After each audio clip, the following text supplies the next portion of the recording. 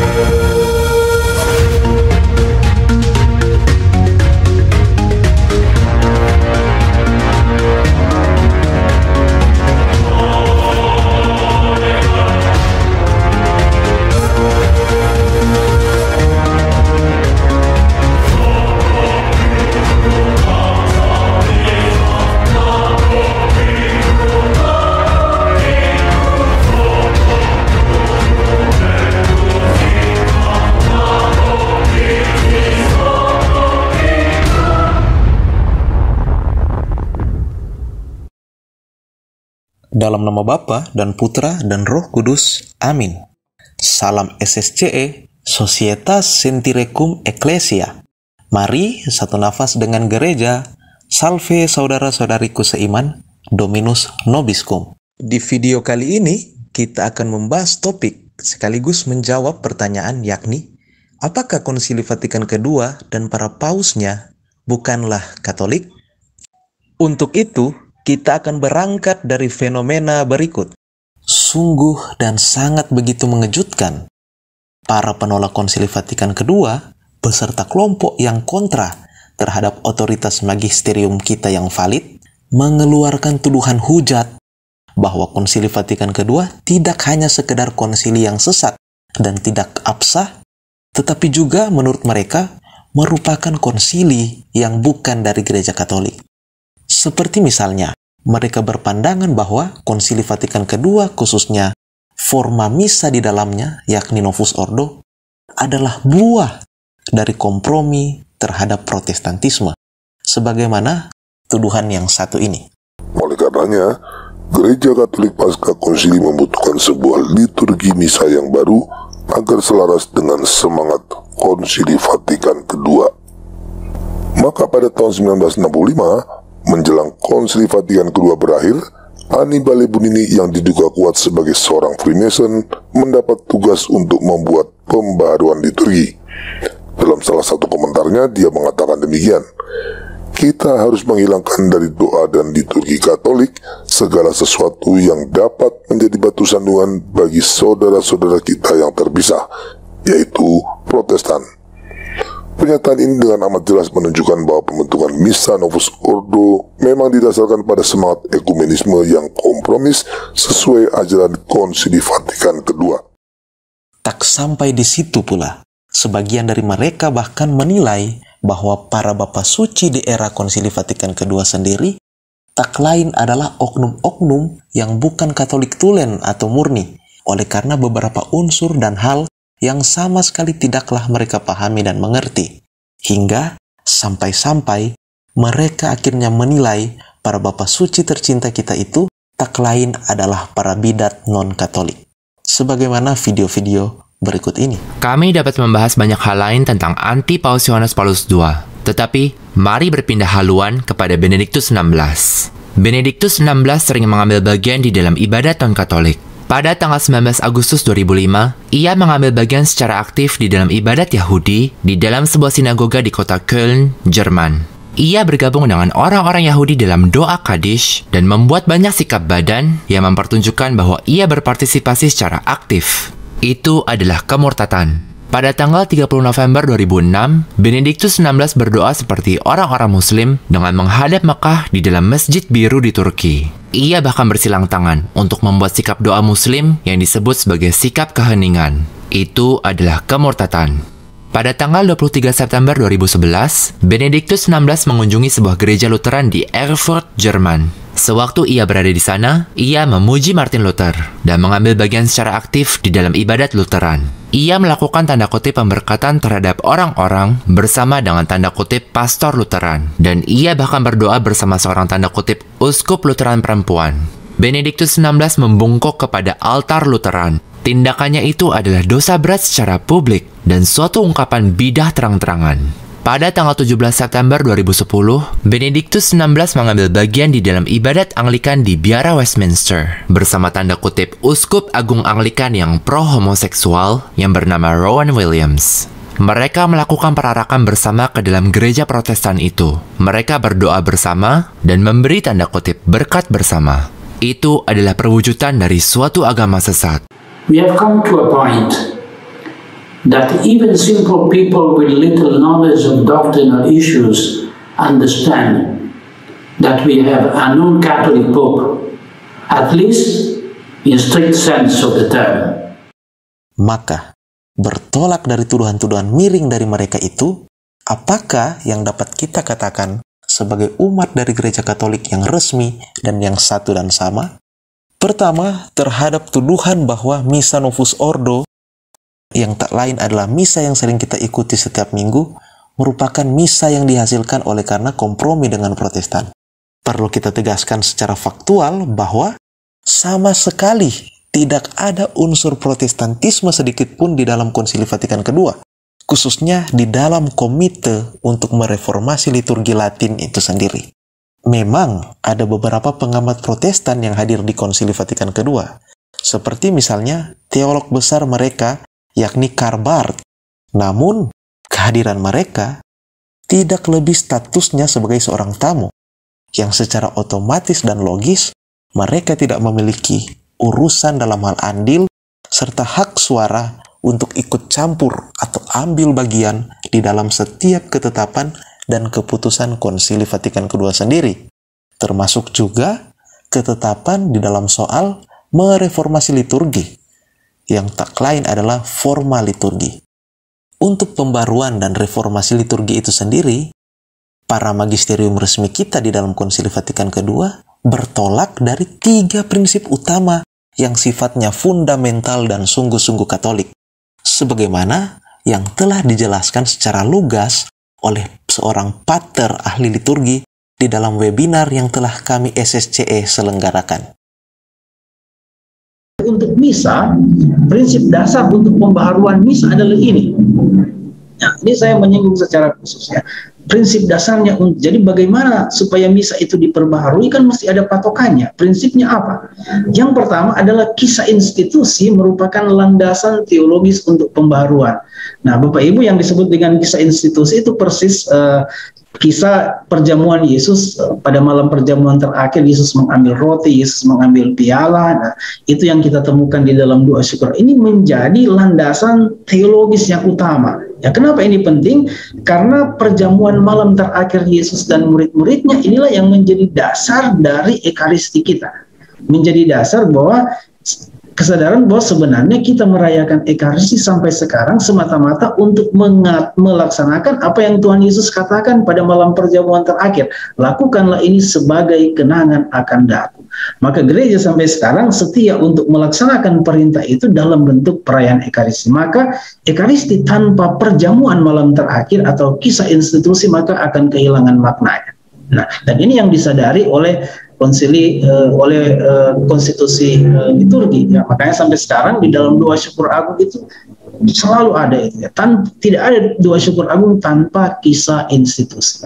Yang kedua, prinsip partisipasi aktif dan sadar adalah sebagai dasar pastoral. Jadi pastoral kegembalaan. Jadi pembaharuan itu untuk apa? Pembaharuan itu adalah untuk supaya umat itu boleh berpartisipasi secara aktif dan sadar. Dan yang ketiga, nah ini yang membedakannya dengan misa Tridentinum atau misa Latin. Sekarang titik berangkatnya bukan misa pribadi atau misa imam, tetapi titik berangkat dari misa Konsili Vatikan kedua adalah misa bersama umat atau misa cum populo.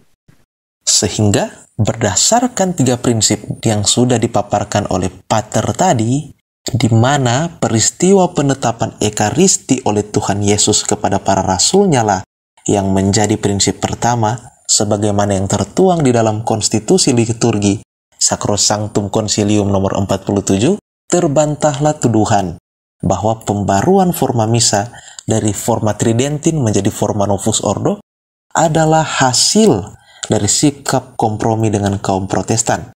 Karena secara logis, Protestantisme itu sendiri menolak untuk mengimani peristiwa perjamuan malam terakhir Kristus dan para rasul di dalam Alkitab sebagai suatu kisah institusi untuk ekaristi.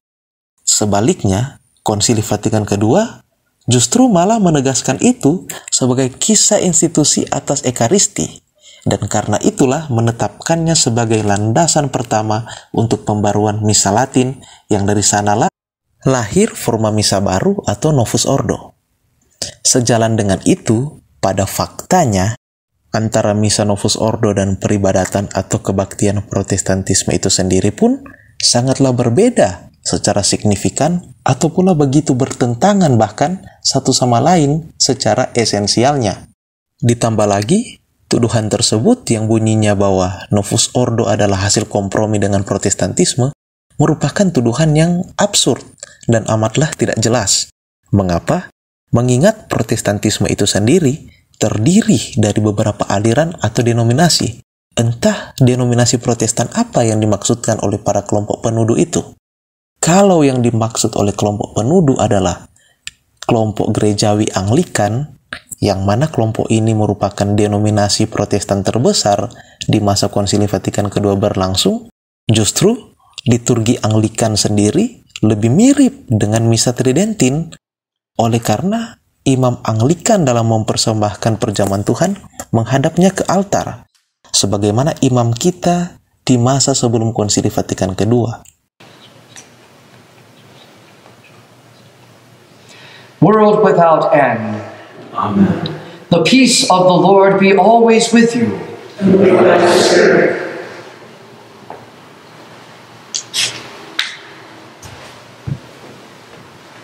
O Lamb of God, that takest away the sins of the world, have mercy upon us. O Lamb of God, that takest away the sins of the world, have mercy upon us. O Lamb of God, that takest away the sins of the world, grant us thy peace.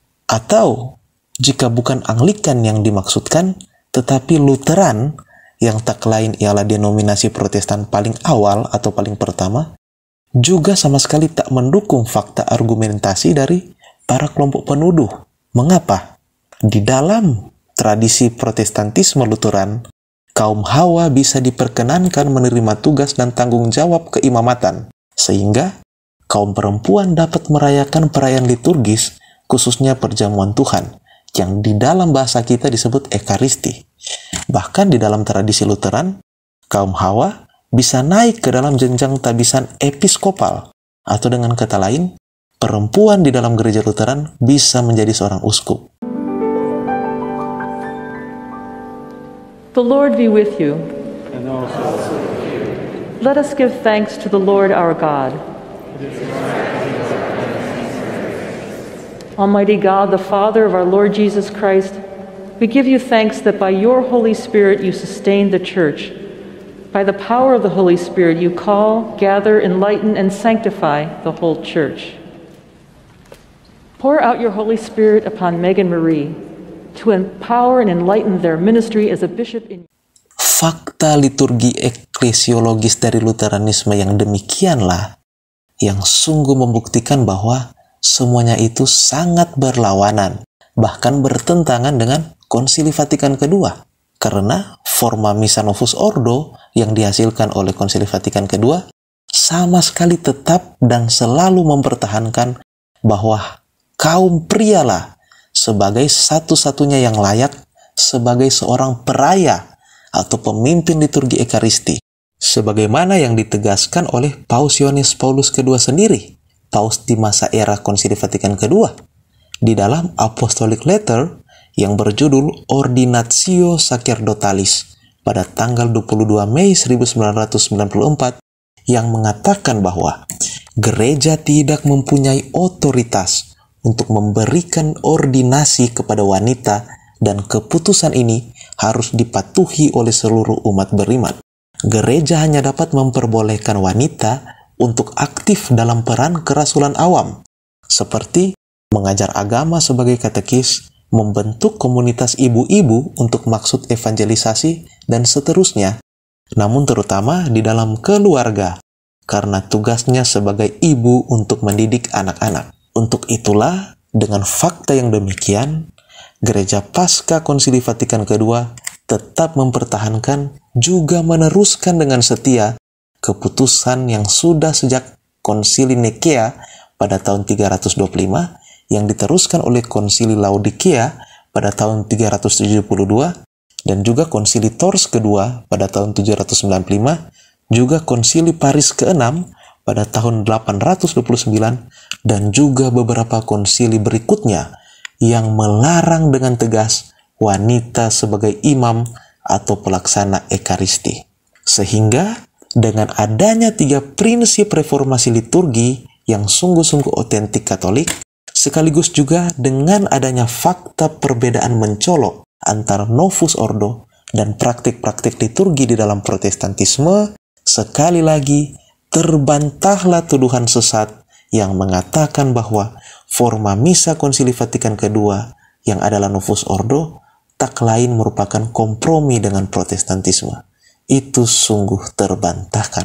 Selanjutnya, terhadap tuduhan kedua bahwa para Bapak Suci kita di era Konsili Vatikan II adalah paus non-Katolik, bahkan mereka disebut sebagai para bidat yang menganut iman agama lain, sungguh pula merupakan tuduhan yang melenceng dari prinsip Katolik yang sejati dan tradisionalistis sendiri. Mengapa demikian? Karena tuduhan ini amatlah bertentangan, bahkan hendak melawan penegasan dari Bapak Gereja andalan atau Bapak Gereja kesayangan dari kelompok penolak Konsili Vatikan II sendiri yang mengaku kelompok tradisionalistis, yakni ajaran atau penegasan dari Santo Robertus Bellarminus, yang sambil mengutip seorang teolog kenamaan gereja yang bernama Melchior Cano berpendapat seperti ini.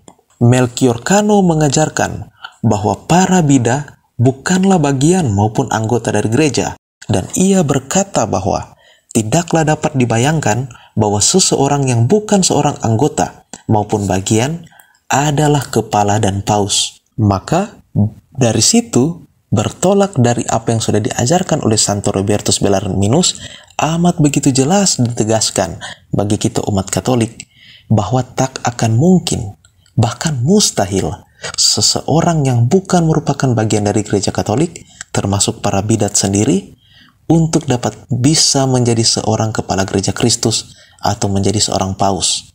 Sehingga konsekuensinya, jika secara prinsip saja seorang bidat mustahil untuk tampil menjadi seorang penerus Petrus, begitu juga dengan seorang penerus Petrus sendiri, yakni Bapa Suci, akan mustahil untuk tampil sebagai seorang bidat non-Katolik. Bahkan tak hanya sampai di situ, Santo Belarminus menegaskan lagi, jika memang sekalipun seorang penerus Petrus melakukan kesalahan yang fatal, gereja sama sekali tidak layak atau tidak licit untuk menghakiminya, menghukumnya, atau malah menggulingkannya. Di mana Santo Robertus Belarminus mengajarkan lagi bahwa seperti halnya adalah sesuatu yang licit untuk melawan paus yang menyerang tubuh, demikian pula adalah sesuatu yang licit untuk melawan ia yang menyerang jiwa-jiwa atau menghancurkan peraturan sipil atau di atas segala hal, mencoba untuk menghancurkan gereja. Saya berkata bahwa adalah hal yang licit untuk melawannya dengan tidak melakukan apa yang ia perintahkan dan dengan menghalangi pelaksanaan kehendaknya.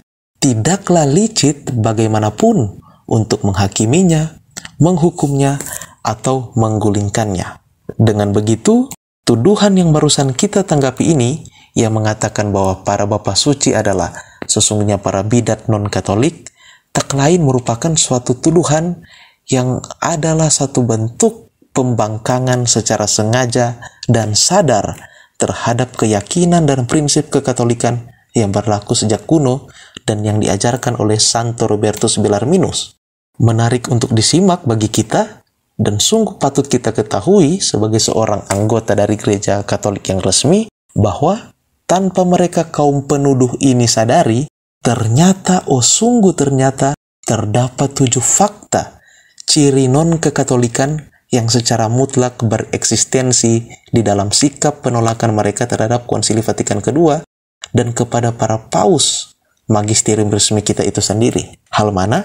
7 fakta atau ciri non-Katolik yang terdapat di dalam posisi penolakan mereka itu justru lebih nyata fatalnya, sesatnya, dan berbahayanya secara akut ketimbang hal-hal yang mereka sering tuduhkan di atas, seperti terkait Missa Novus Ordo, ekumenisme, teologi inklusif, dan sikap dialog ataupun dan lain sebagainya. Maka, apa sajakah 7 fakta ciri non-Katolik yang dianut oleh mereka yang menolak Konsili Vatikan II? Kita akan bahas pada video tanggapan SSCE selanjutnya. Oleh karena itulah, mari kembangkan terus sikap ketaatan kita pada Bunda Gereja, bersedia sehati dan senafas dengan gereja, karena hanya dengan selaras bersama gerejalah kita bisa selamat. Amin.